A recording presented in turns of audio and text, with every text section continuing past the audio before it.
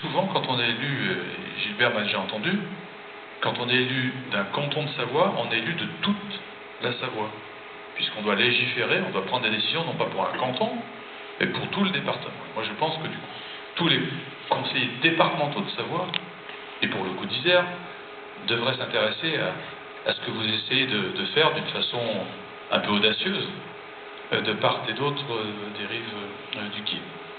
J'ai voté évidemment pour la fusion de ces deux comités Savoie et celle du côté de l'Isère. Bon, moi, qu'est-ce que je peux vous dire? C'est que je pense que la loi NOTRe, effectivement, elle a été faite pour tenter d'avoir ce qu'on appelle, dans un langage pour le coup technocratique, une gouvernance territoriale qui soit la réalité des bassins de vie. C'est-à-dire, c'est simple, on regarde comment les gens y vivent, hein, où ils habitent, où ils vont travailler, où ils vont faire leurs courses, où ils vont éventuellement avoir des loisirs, bref, comment ils vivent sur la grande partie de leur vie quotidienne. Et l'idée de la loi NOTRe, c'est de dire, il y a certes les communes, il y a certes des intercommunalités, mais la vie, elle change. Les techniques d'information, on se déplace différemment, et donc il faut essayer de faire que les intercommunalités, justement, elles collent à la réalité de ce bassin de vie. Les élus dans ce territoire ont, à une très grande majorité, défini le bassin de vie qui leur semblait idéal. La Savoie, à 39 voix sur 40, je crois, ou 40 sur 41, en tout cas à 39 sur 40, ont suivi, et moi j'avais plaidé en CDCI pour qu'on suive la vie des territoires au plus près des choses, car me semble-t-il, ce sont les élus des territoires qui connaissent le mieux la façon dont ces territoires vivent. C'est pour ça que j'ai plaidé, je pense que ceux qui étaient m'ont entendu à plusieurs occasions, pour qu'on respecte le souhait des élus territoriaux. Alors on est dans une situation un peu complexe, parce qu'effectivement la loi dit, vous pouvez remettre en cause le schéma proposé par le préfet si vous avez des majorités qualifiées qui fassent une contre-proposition qui soit adoptée. C'est le cas en Savoie, très clairement. Et en Isère, et je dois avouer moi-même que j'étais un peu surpris du résultat, je le dis devant nos amis isérois, que les Isérois finalement ont été plus audacieux aussi que je ne pensais qu'ils ne le seraient. Car à une majorité claire, vous avez choisi une union qui passe par-dessus le gué. Est-ce que vous avez fait preuve d'audace? Oui, mais vous n'étiez pas les premiers. Puisqu'il existe des comités de communes, en tout cas il y en a une, peut-être en avez-vous parlé, sur le parc naturel régional. Ça existe. Et il se trouve que moi j'ai présidé un outil qui s'appelle l'établissement public foncier en Savoie. C'est-à-dire c'est un outil qui va chercher des terres pour qu'un jour elles puissent être construites, notamment avec des projets des élus. Mais dans l'établissement public foncier de Savoie que je présidais, nous avons fait rentrer des communes de l'Isère. Et ça n'a pas remis en cause ni le département de la Savoie, ni le département de l'Isère.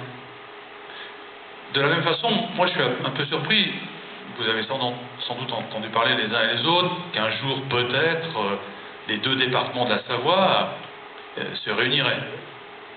On ne peut pas considérer que c'est légitime de dire Savoie ou Savoie peut-être un jour ensemble, et de ne pas considérer en même temps comme légitime le fait que les territoires de part et d'autre du gué veulent travailler au-delà des frontières départementales. Parce qu'un jour, la réunification, je ne sais pas si ça existera, des deux départements, elle sera fille des conseils départementaux d'aujourd'hui. Donc ce qui est légitime pour les deux départements, à mon avis, il est tout à fait légitime par rapport à la question que vous posez aujourd'hui. Et moi, je ne comprends pas, parce que l'esprit du législateur, c'était ça. Je ne comprends pas qu'on ne dise pas la solution souhaitée sur le territoire local, elle soit acceptée. Alors, comment avancer? Parce que la loi, pour le coup, n'a pas vraiment prévu que deux CDCI voisines seraient amenées à faire des choix pas tout à fait les mêmes. Ils ne sont pas contradictoires. Ils ne sont pas tout à fait les mêmes. Parce qu'il a manqué quelques voix pour l'amendement de l'Isère. Il y a effectivement, au courrier, la possibilité de faire une réunion des 2 CDCI et de faire voter les gens. Moi, je plaide ça, je l'ai écrit, vous le savez, à Jean-Michel Baillet et à Estelle Grelier, qui sont les 2 ministres chargés de ce dossier. Je l'avais fait au préalable à mes prédécesseurs. Il y a eu un remaniement entre les deux, mais j'ai fait le même courrier. Et je pense qu'il ne faut pas que vous laissiez tomber. Je pense que les choses ne sont pas définitives. Très clairement, si les préfets ne se sentent pas en capacité d'être un peu risqués ou audacieux dans leurs propositions, il faut que les ministres, en charge de ce dossier, de la réforme territoriale, le fassent en lieu et place des 2 préfets. Moi, si vous avez dit que je pouvais m'exprimer, c'est en tout cas moi la proposition que je ferai, que je défendrai, et pour que les choses soient claires, parce que je ne prends pas les gens par derrière, je l'ai d'ailleurs indiqué aujourd'hui même au cabinet de Jean-Michel Baillet et au conseiller du Premier ministre qui s'occupe de la réforme territoriale, en disant qu'il serait saisi la semaine prochaine. Si vous maintenez cette position d'une commission départementale intercommunale, bidépartementale, si vous maintenez cette demande, moi je la soutiendrai.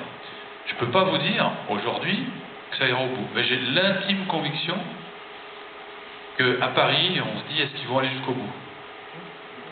Et que moi je vous inviterai plutôt à continuer, parce que votre motivation c'est celle d'un territoire qui soit homogène, sur lequel vous avez des intérêts en commun, y compris les professionnels. Le monde économique s'est exprimé là-dessus, ça compte aussi, et quand on a la conviction qu'on fait une bonne proposition, il faut aller jusqu'au bout pour qu'on ait une chance de la faire aboutir. Et en tout état de cause, moi je vous dis complètement votre disponibilité pour continuer à ce que j'ai tenté de faire au cours des dernières semaines. Et je crois que vous pouvez.